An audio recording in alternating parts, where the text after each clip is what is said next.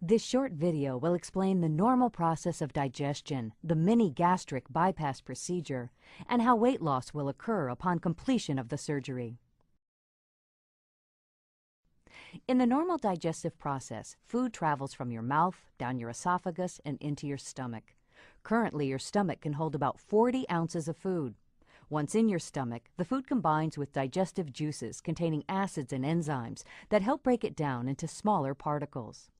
Once broken down, the small particles are slowly released into the first part of your small intestine, the duodenum. Most of the calories and nutrients from the broken down food are absorbed in the duodenum and the jejunum, which is the second part of the small intestine. Food particles not absorbed by the small intestine leave the body in the form of waste.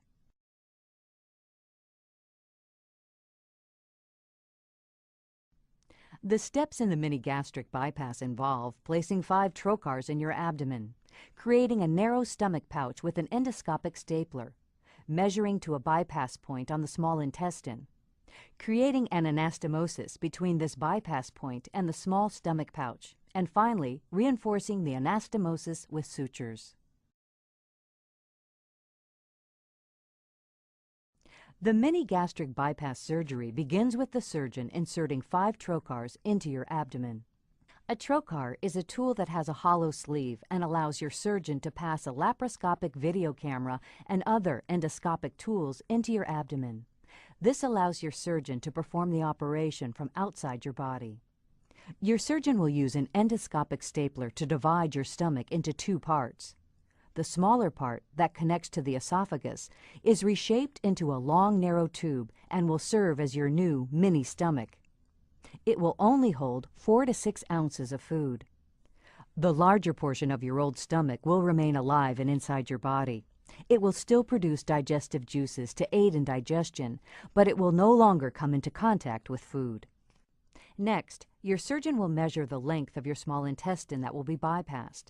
This bypass section will include all of the duodenum and part of the jejunum and is usually between 5 to 7 feet from where the small intestine connects to the larger portion of your old stomach.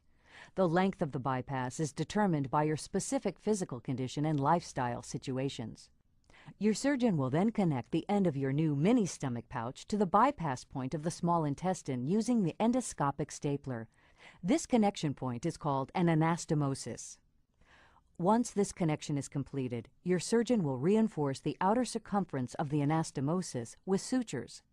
Finally, your surgeon will close the trocar holes with sutures.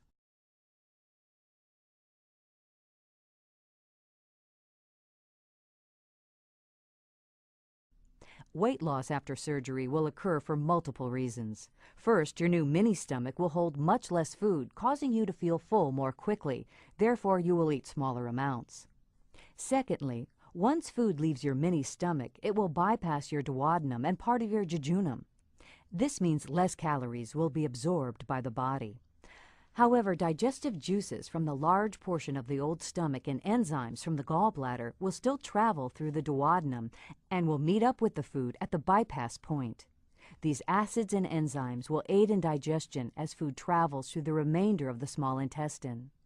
Finally, certain hormones that regulate your appetite will be affected after surgery. Therefore, you will eat less, not only because your stomach is physically smaller, but also because this change in hormone levels will suppress your appetite.